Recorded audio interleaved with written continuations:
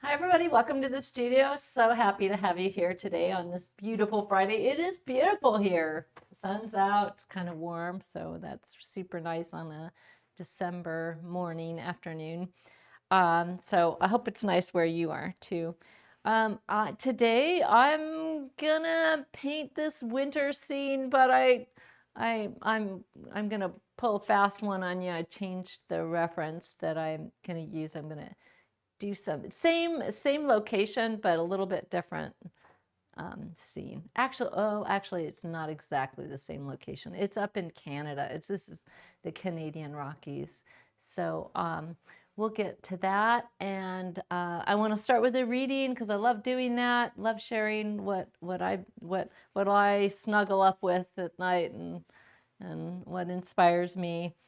Also your little holiday decoration, and I have a couple little one piece that I want to share with you also because it was so fun to do. I did those poinsettias the other night. Just kind of I I took a day or so to come into the studio just for me and to kind of get after a few things that I've never painted before, like, oh, I want to paint that. And the poinsettias was one. The little living room scene, I painted these cars in a parking lot. So just a few things that I don't know, just kind of random subject matter. And of course, the poinsettias I see them in the market, and so they're so pretty, and I've never painted them. And I started with the fluid acrylic underpainting with fluorescent pink. You might not be able to see it on the camera. I'll bring it down on the easel and show you. They turned out really cool. And I think I'm going to do another grouping of them because I just love it. Was really super fun to paint them. But I am going to do a little reading from this book. It's Keep Going by Austin Kleon. He also wrote a book called Steal Like an Artist, similar, same kind of format. But I like this one too. And I thought this was apropos for today. Creativity has seasons. After being a nun in Los Angeles for 30 years, Corita Kent moved across the country to Boston so she could live quietly and make her art. Her apartment had a big bay window and a maple tree out front, and she liked to sit there and observe the tree changing throughout the seasons. Something much harder to do in Los Angeles or here in Austin, Texas, where we have two seasons, hot and hotter. That tree was the great teacher of the last 2 decades of her life, her former student Mickey Myers said. She learned from that tree. The beauty it produced in spring was only because it went through during the winter, and sometimes the harshest winters yielded the most glorious springs. A journalist came to visit her and asked her what she'd been up to. Well, watching that maple tree grow outside. I've never had time to watch a tree before, she said. She talked about how she moved into the apartment in October when the tree was in full leaf, and how she watched its lose its leaves for the rest of the fall. In the winter, the tree was covered in snow. In the spring, little flowers came out, and the tree didn't look like a maple tree at all. Finally, the leaves became recognizable, and the tree was itself again. That, that in a way is very much how I feel about my life, she said. Whether it will ever be recognizable by anyone else, I don't know, but I feel that great new things are happening very quietly inside me. And I know these things have a way, like the maple tree, of finally bursting out in some form. For Kent, the tree came to represent creativity itself. Like a tree, creative work has seasons. Part of the work is to know which season you're in and act accordingly. In winter, the tree looks dead, but we know it is beginning a very deep process, out of which will come spring and summer. The comedian George Carlin lamented how obsessed we all are with the notion of forward, visible progress. It's the American view that everything has to keep climbing, productivity, profits, even comedy. He felt we made no time for reflection, no time to contract before another expansion, no time to grow up, he said, no time to learn from your mistakes. But that notion goes against nature, which is cyclical. You have to pay attention to the rhythms and cycles of your creative output and learn to be patient in the off seasons. You have to give yourself time to change and observe your own patterns. Live in each season as it passes, wrote Henry David Thoreau, and resign yourself to the influences of each. One way to get in touch with your own seasons is to follow Kent and Thoreau's lead and observe the seasons in nature. Draw the same tree every week for a year. Take up casual astronomy. Watch the sun rise and set for a week. Observe the moon every night for a few cycles. Try to get a feel for non-mechanical time and see if it recalibrates you, and see how the changes you feel, how and recalibrates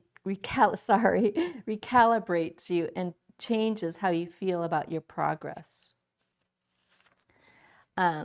I love that, especially. Oh, and then I have to keep going because there's a really good section here. Our lives too have different seasons. Some of us blossom at young age, others don't blossom until old age. Our culture mostly celebrates early successes, the people who bloom fast. But those people often wither as quickly as they bloom. For it's this season that I ignore every 35 under 35 list published. I'm not interested in annuals. I'm interested in perennials. I only want to read the 8 over 80 lists.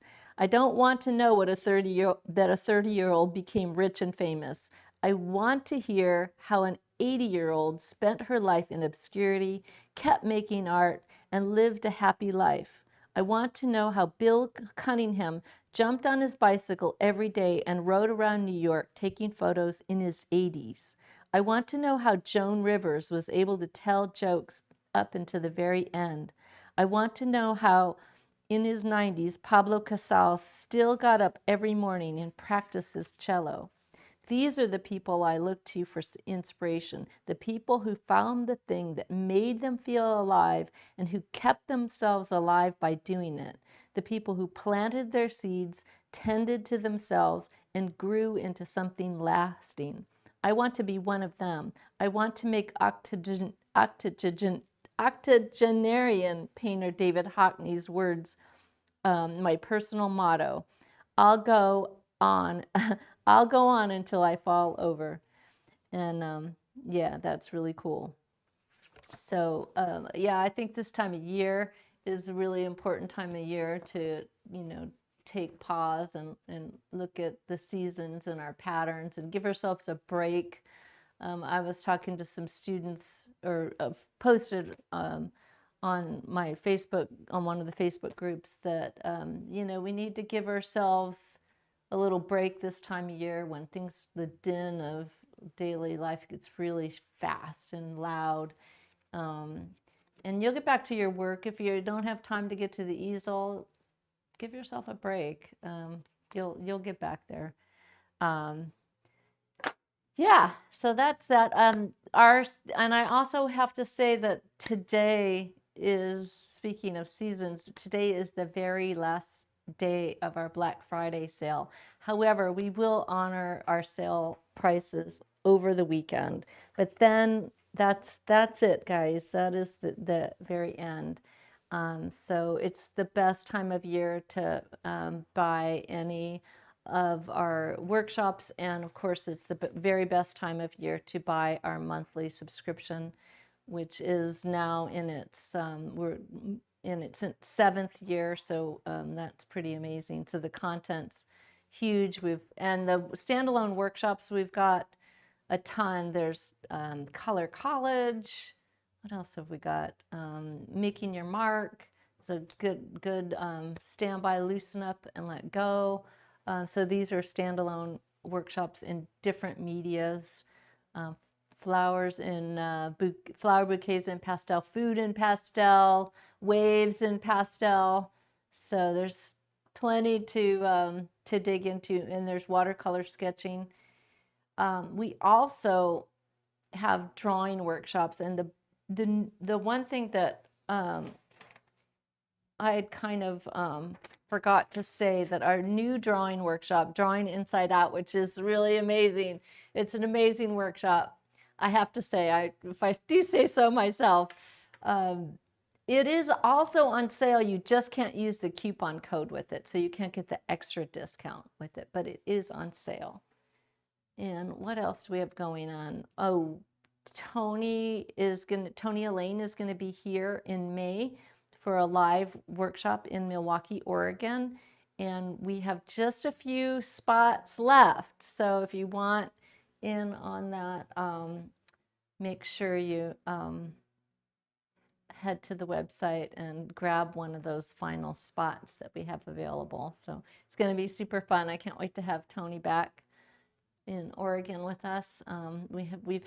He's been here last couple of years, and we've just had such a wonderful, glorious time. He's an amazing teacher, amazing energy and inspiration. So every time he comes, I just get all excited about painting again. So it's really cool. Before I start painting, let's go ahead and play that little, unless we have a little short that talks about some of the things that we do in the monthly subscription. This one focuses on the session wraps that I do. So in addition to the lessons, the three focused lessons, I do a wrap up of each of those every single month. So this little video.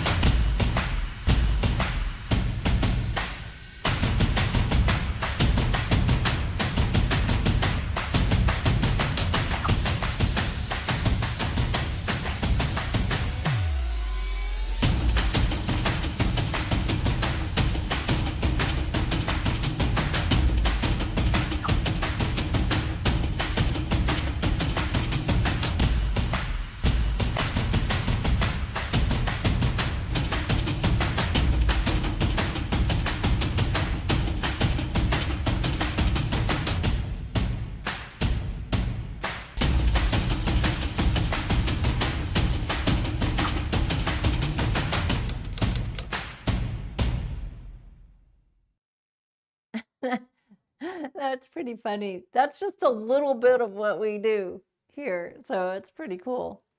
Yeah, so let's go to the top down and take a look at this. Oh, that's a little bit better on the color. It's still not really getting the color is so amazingly vibrant because I used white pastel matte, and I used a fluorescent red, I think it is, fluorescent pink fluid acrylic underpainting. This is the product that I used for the underpainting. I used a couple other colors for underpainting as well, but this was so amazing. It did work out, and when I went to my palette to try to find something else that was really bright, there was everything was kind of not fighting it, but I don't have anything, and I don't have any fluorescent pastels at the moment, which was I searched around in my backstock, couldn't find any, but it was super fun. I really like how it turned out, and I would like to try another version that's a little more planned. So we'll see.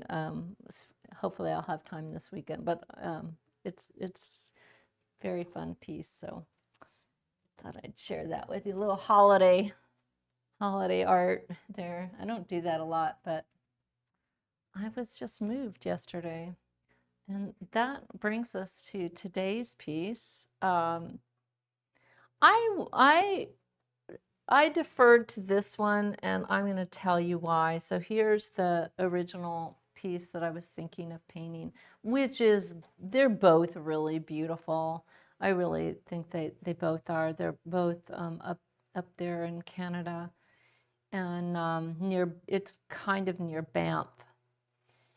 And this has a gorgeous reflection, and I love the sun on the snow. But I do feel like it's a little bit typical for this kind of scene. I want to say it's a little bit idealized, and I feel like this other one, for me, just has a little bit more interest. I love how the trees are in silhouette, and we're almost like looking through, it almost feels like you're looking through stained glass or something. I don't know, I just think it's really pretty. So that's what I'm going to spend some time on today. I think it'll be really neat to do.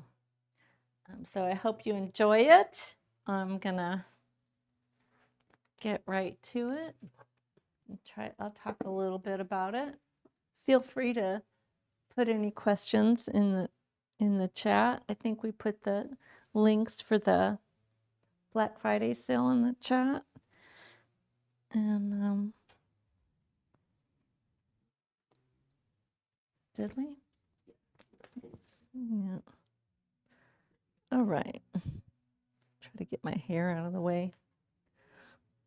All right. Let's see where to start. There's, I think I'm going to add a little bit more charcoal, a few more darks, just to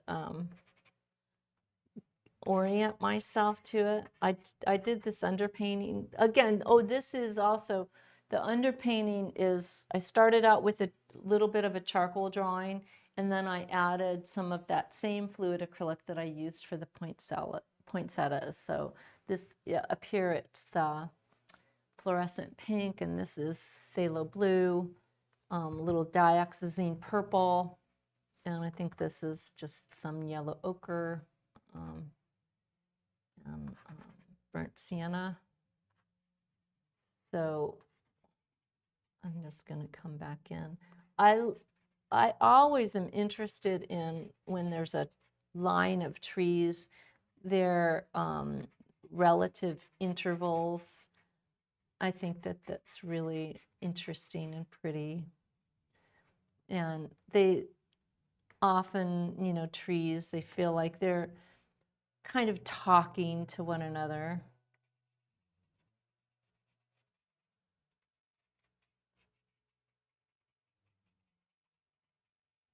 And I'm not necessarily, so I'm focused on that rather than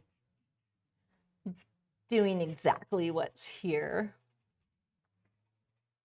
It's just more or less getting the flavor of how they're sort of related to one another.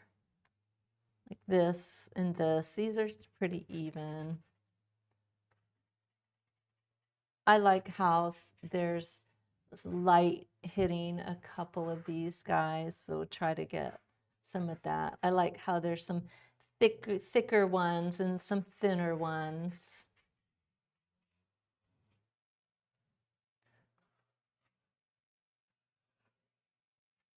And then this guy. And I like the kind of pine boughs popping over here.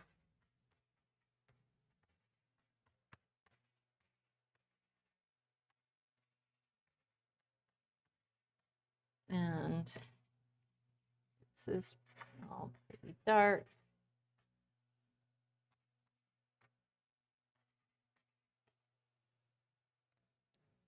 All right. Cool. What to do first?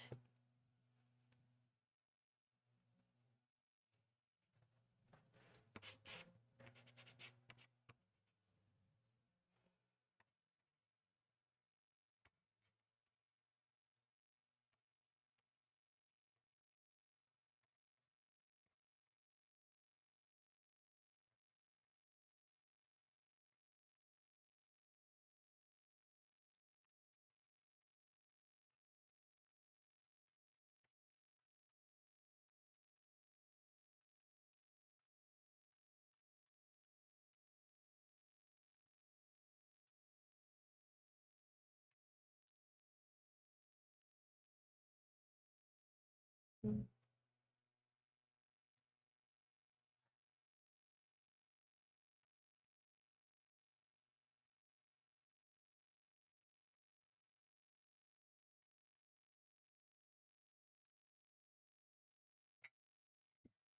laughing because they probably can't hear it, but my neighbor every Friday they're doing their yard work and at the same time, and it's so loud for us. It's like crazy how loud it is. But they probably can't hear it. You guys, tell us if you can hear the yard work.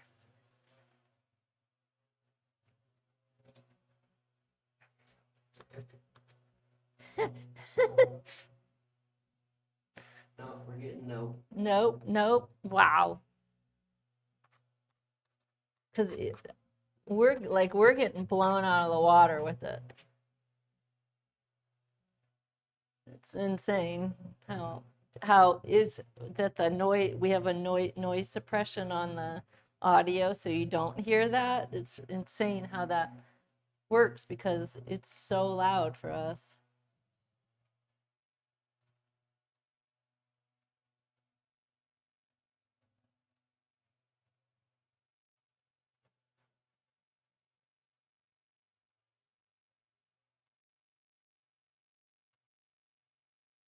So here I'm just gonna come in and start picking around some of these negative shapes. I love, you know, it's one of my favorite things to do, negative painting.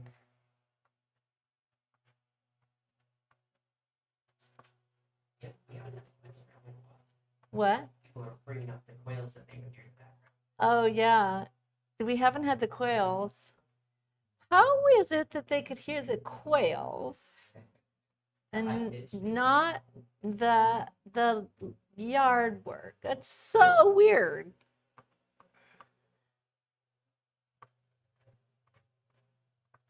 The quails were, you know, one of my neighbors was apparently raising them. I don't know that they're doing that anymore, or at least not. They haven't for a couple years.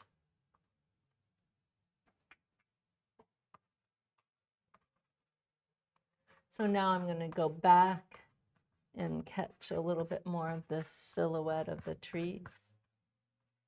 So I can go back and forth quite a lot because everything that I've done is thin.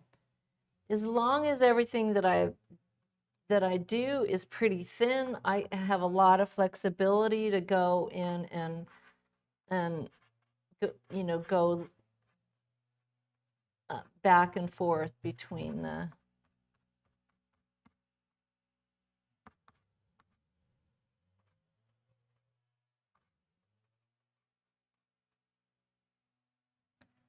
it's when you start getting really thick that you start to have trouble doing that.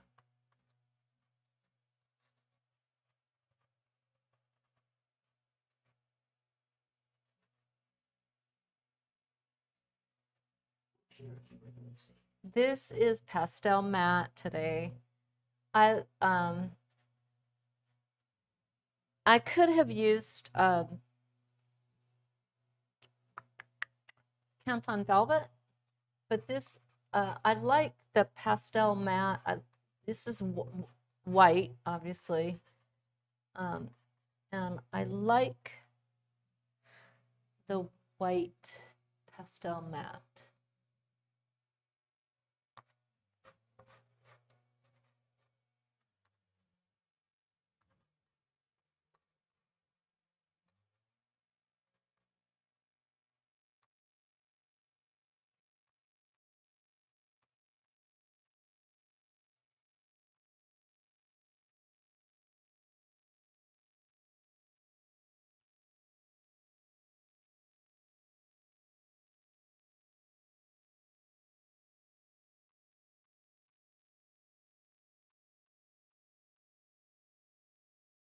Oh, it's already starting to, you can kind of start to see where it could go. That's pretty cool.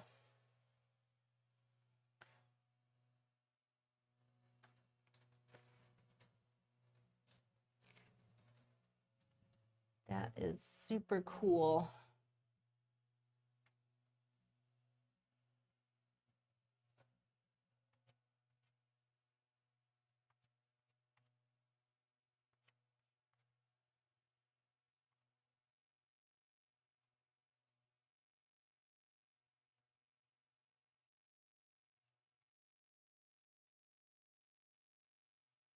When it comes to underpainting, you know, sometimes, you know, I'll try to approach it and with the goal like of like how much of it can I leave showing. And you might say, well, if you don't leave some of it, why do it? And that's a good question. I still think that they're often like really beneficial for me because the very first thing that they do is it gets the piece to be not precious right off the bat. I just orient myself to the painting in a lot different way when there's an underpainting. There's just something about it that it doesn't have the same sort of, you know, emotional weight to me. Like, is it gonna be good? Is it gonna turn out? And that alone is worth the, you know, price of admission right there. And then if it does work out to do something with it, that I've left some of it, that's just a kind of a to me a bonus. I don't,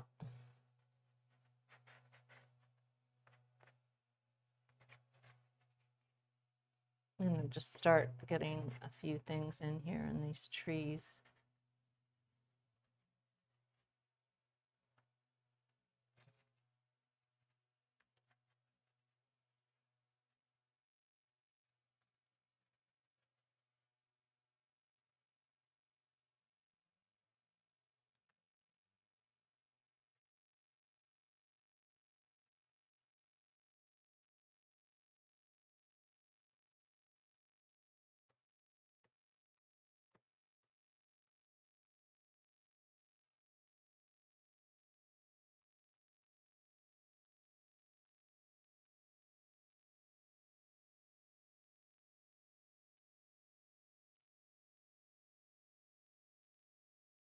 Oh, there's,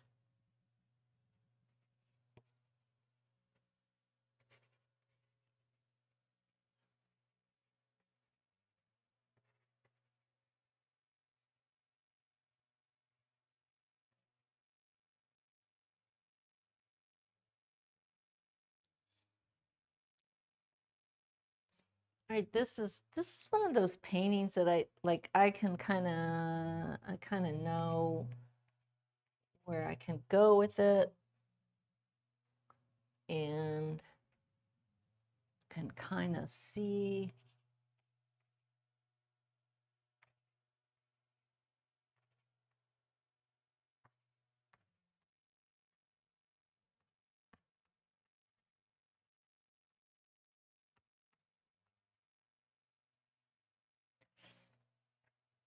All right, let's start getting some. I'm gonna just do some of the fun stuff, just cause.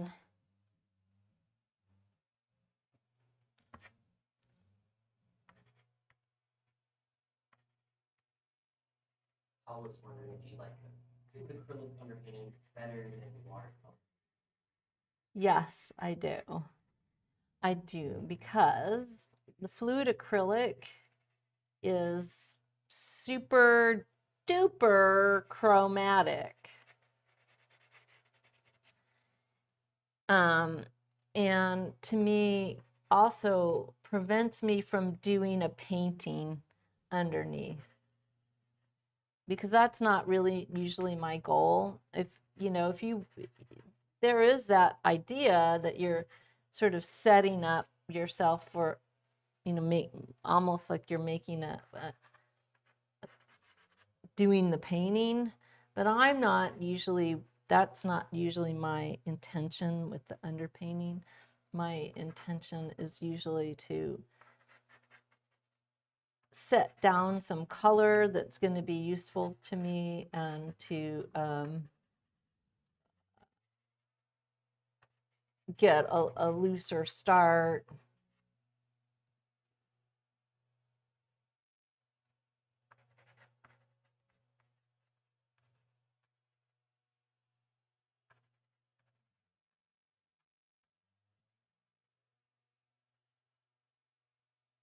All right, all right, all right. I cleaned up my palette this morning a bit.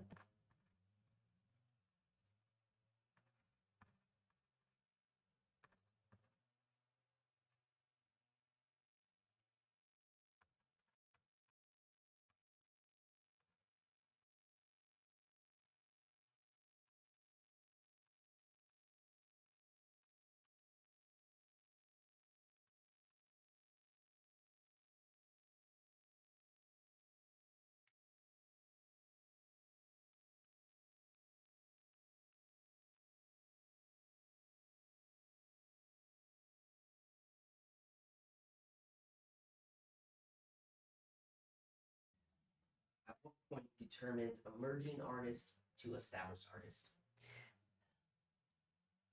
So the question is, at what point do you say you're, what's the distinction between an emerging artist and an established artist? That's a really good question, and I think that has to do with, entering the shows. And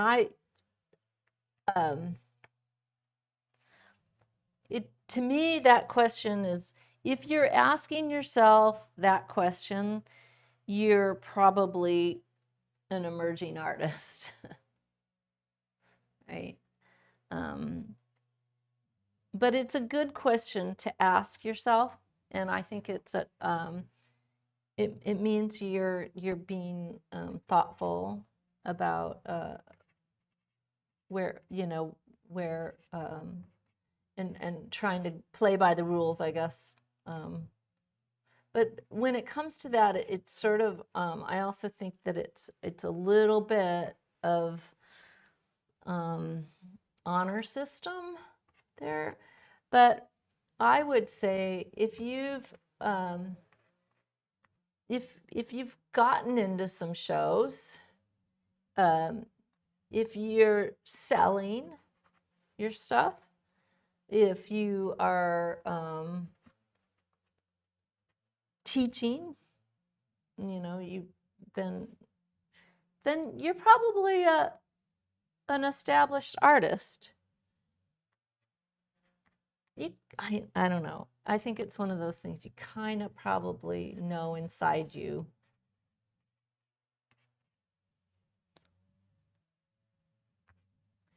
But it is, I get it. I think that, it's important. It's an important question.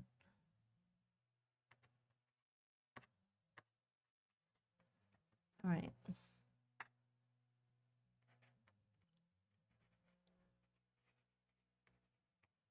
I like some of this.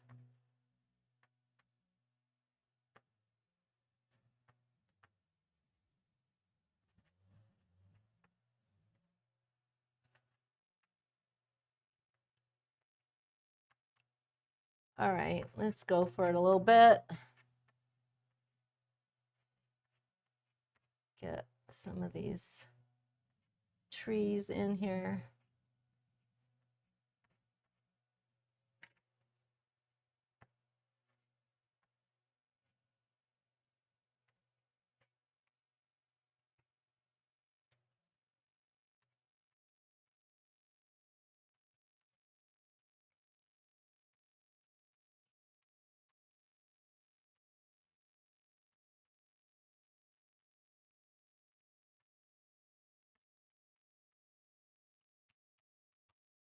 Now here, I'm using that underpainting to get the sort of texture in the snow.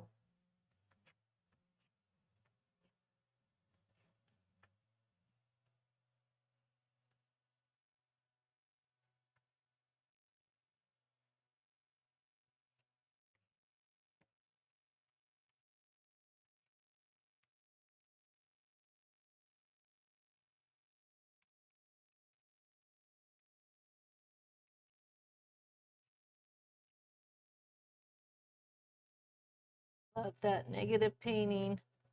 It's the best, you guys. Whew, it's fun.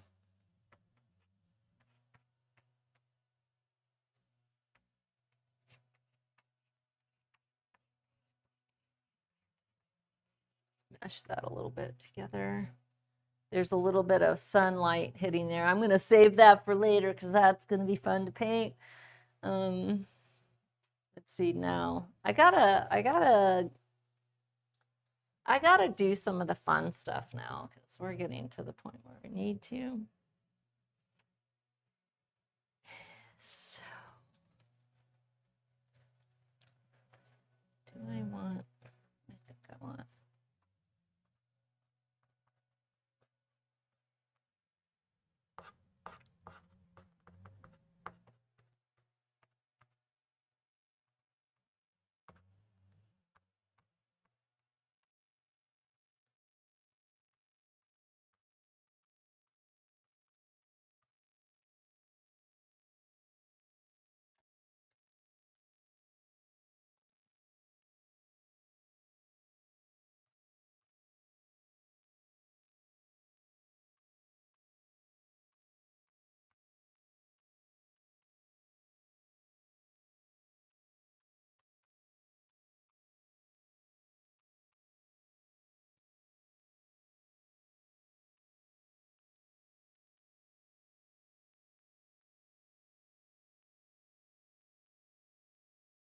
All right, I'm gonna do the.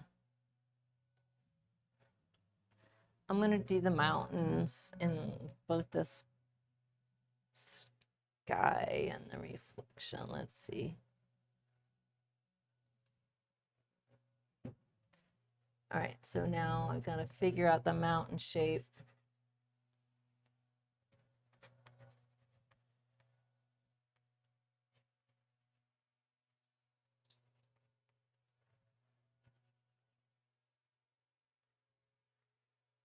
So right now the gardener is still going. It's still super loud for us. It's like roar. It's so loud. What? What? It sounds like they're right outside, right out my studio, right. It sounds right there. It's really funny.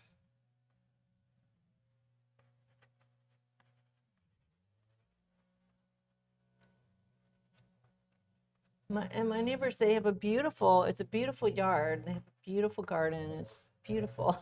I just wish they weren't doing it on Fridays. Well,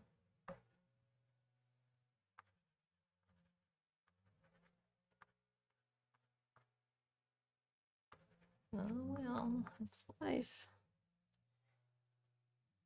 When you decided to paint something, in addition to thumbnails, monochromes, and pastel color studies, do you also do initial sketching color studies with some other medium? Um, can you ask the question again, Bryce? When you decide to paint something, in addition to thumbnails, monochromes, and pastel color studies, do you do initial sketching with any other medium? So the question is, in addition to thumbnails and like monochrome studies, do I do any initial preliminary work, as what I guess the question is, with any other medium? And it depends on what it is. If it's something that requires um, uh, a refined drawing or sketch, then yes, I might in fact do that with, I might use some other drawing medium. I might, yeah, I might do that. I wouldn't say it's typical for me to do that. I'm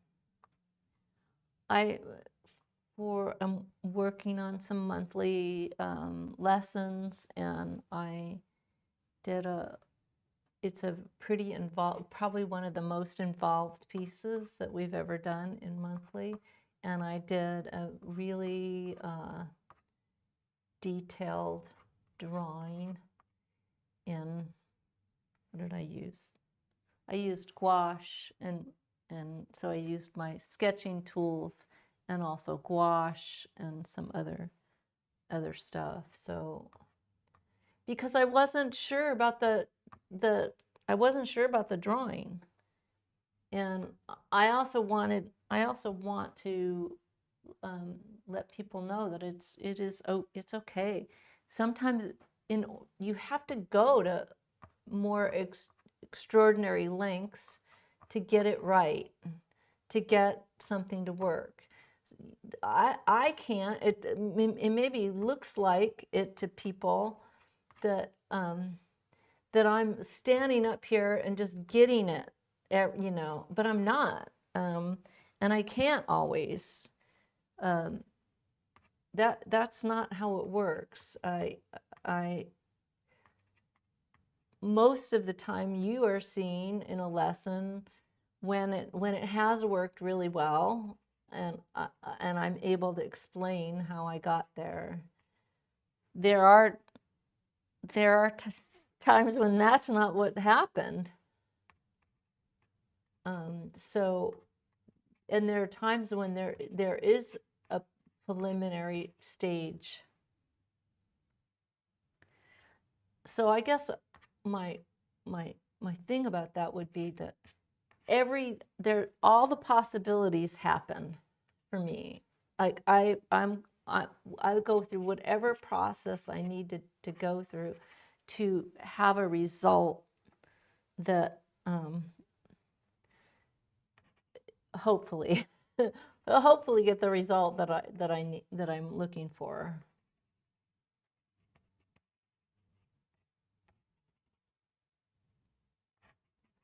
That said, that doesn't always happen either. It just doesn't.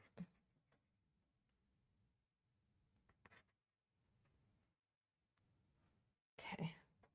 You're using a variety of different pastel grades. Yes, I do. I don't, yeah. There are some pastelists that, they're going to stick with, one or two. I I I just really enjoy, their different ones. They have different characteristics, they have different qualities that, that we can employ in different ways. And, I enjoy doing that.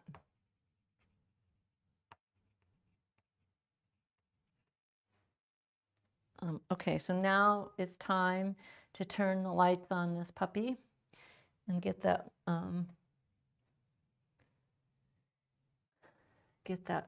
mountain in.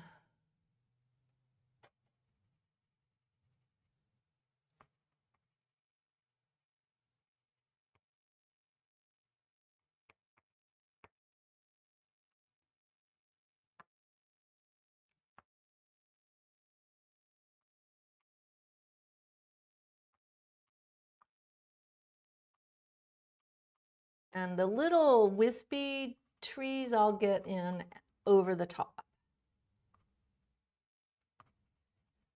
Kind of references this other question. Would you consider painting the background first, then adding the trees in front?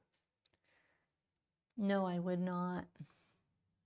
Now, Tony will do that. Like, I just don't because, okay, one, like it depends.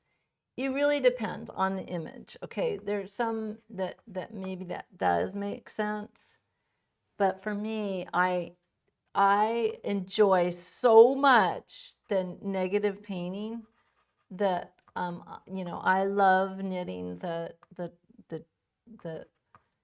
the stuff around the trees. I just think that it's the most fun thing to do as a painter.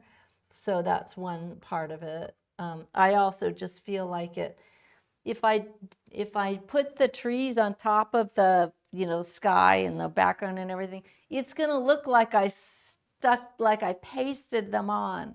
I want there to feel like there's air coming and atmosphere pervading everything that's in the scene, and I feel like this conveys that. To do it this way conveys it better. If I do it the other way, it just isn't as true to that.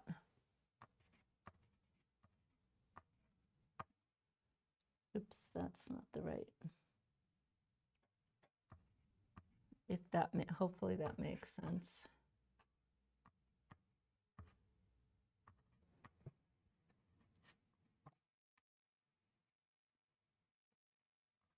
All right, I put a microphone on. You'll be able to hear the questions now. All right. We're getting a lot of questions.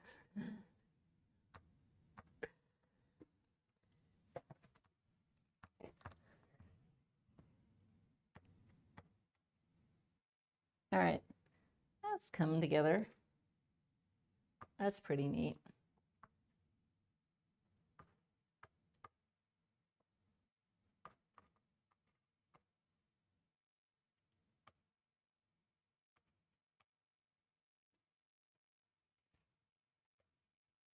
I'm not, also not, you know, there's these certain kinds of peaks up here. I'm not really concerned about getting it exactly like the scene. Some, you know, in some cases you might be wanting to get the scene the way, you know, more true to what's there, but I'm not in this case. Just like I'm not getting the, you know, the trees exactly the way they appear.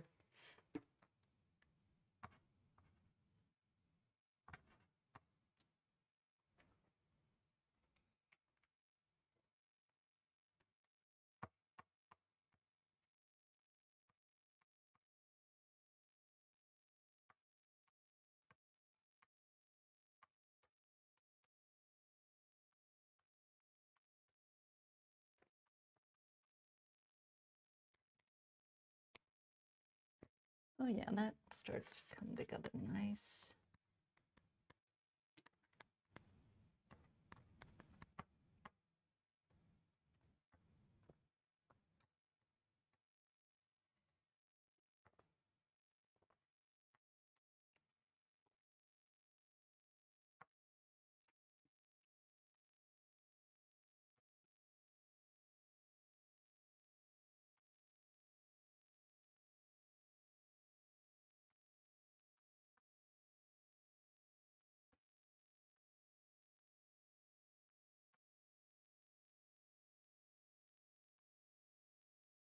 Right.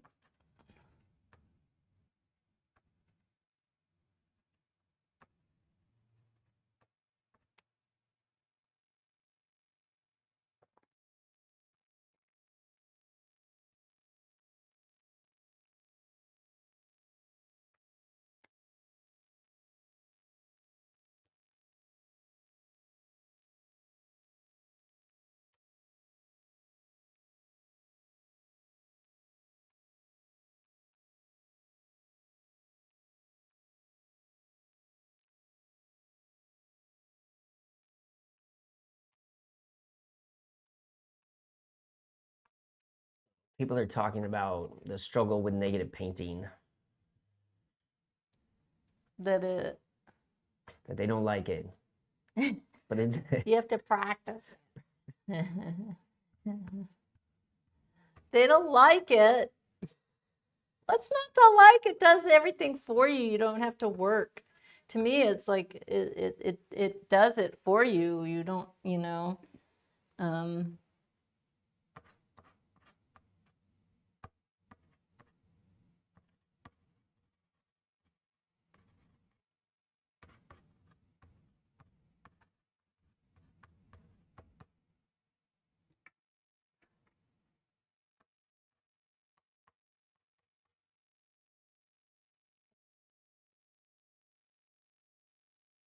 I mean, how great is that? That's so fun.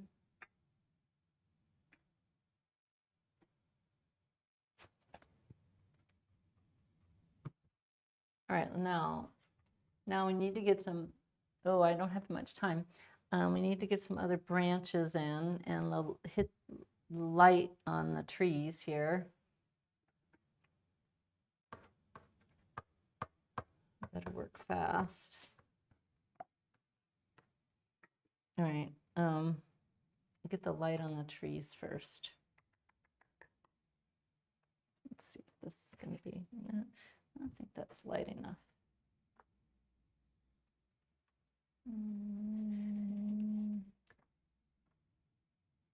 Like this. That's too, how about this?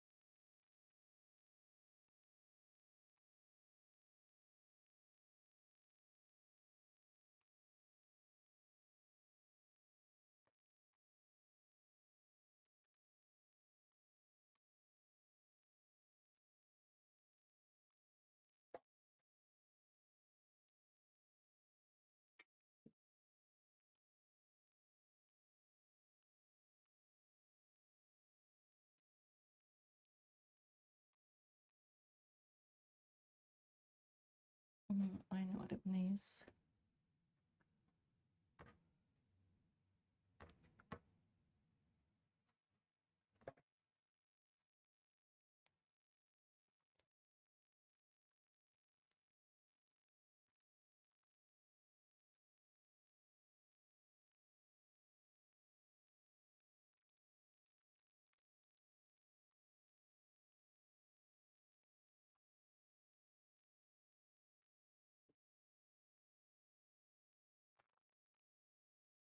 Okay, now I got it. Now I am painting these little secondary branches over the top, right? Those I can get over the top.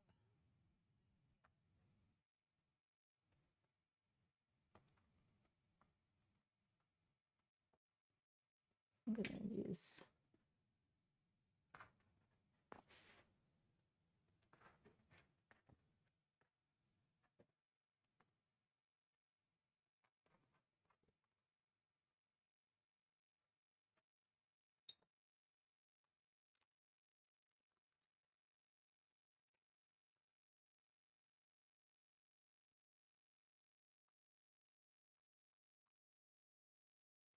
there's one.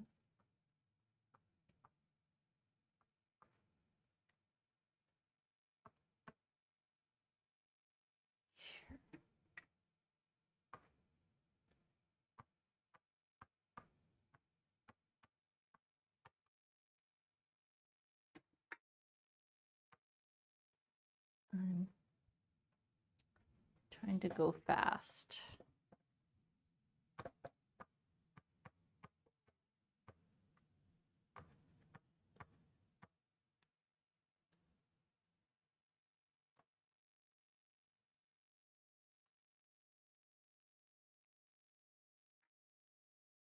Mm.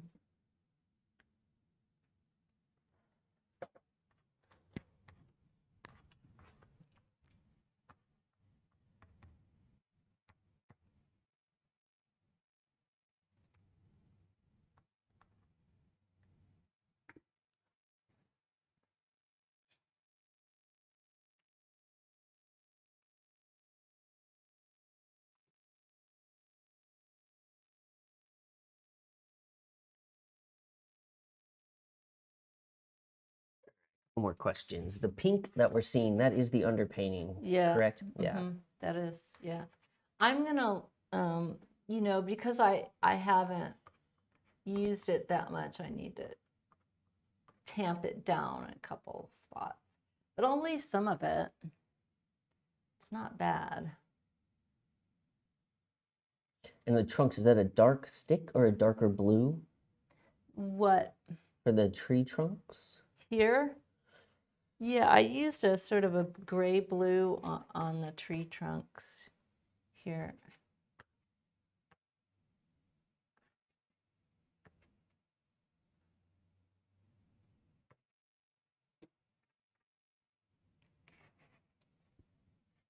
I really need to, you know, if I really gonna finish this out, I need to get in here and get a bunch of these kind of things going. Really get the character of it.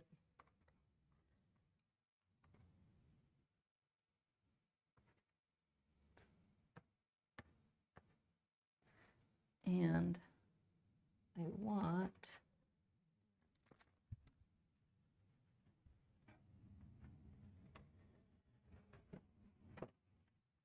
oh yeah.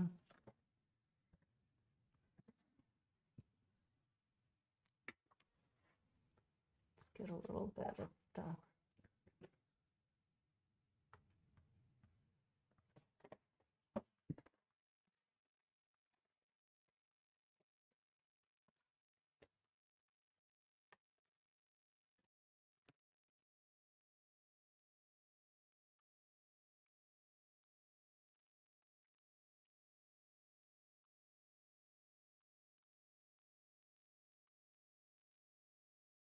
I need to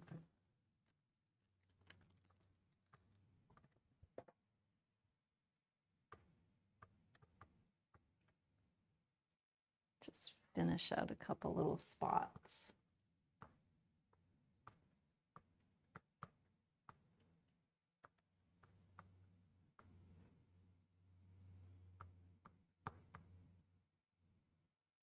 Oh, and I want to put, last thing I want to do is put that strip of light.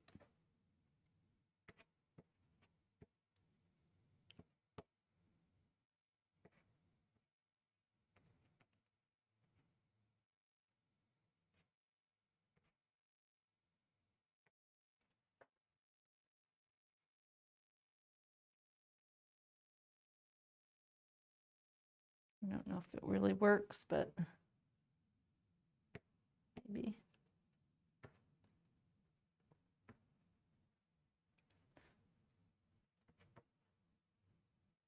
If it came like that, I'd have to work that out, I think, a bit more.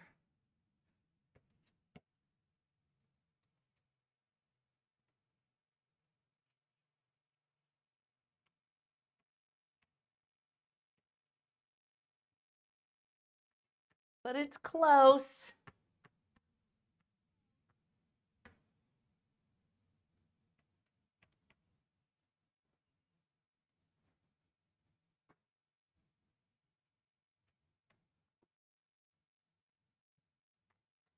It would be fun to have, you know, a few more little glints of light here and there.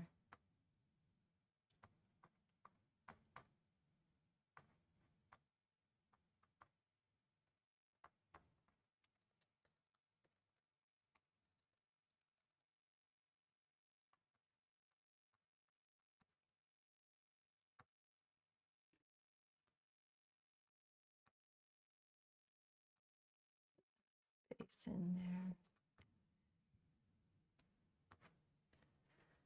That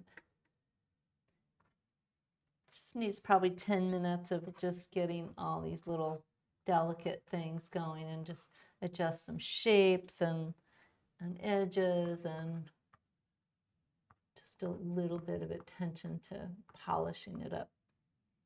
But yeah, I think it's pretty fun. Okay. Whew. Get the black croppers. Oh, cool.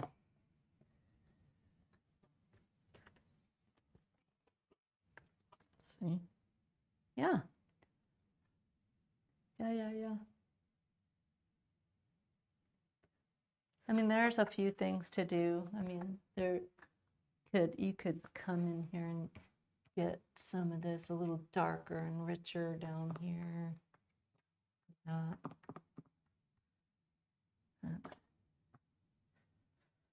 then, yeah, but yep.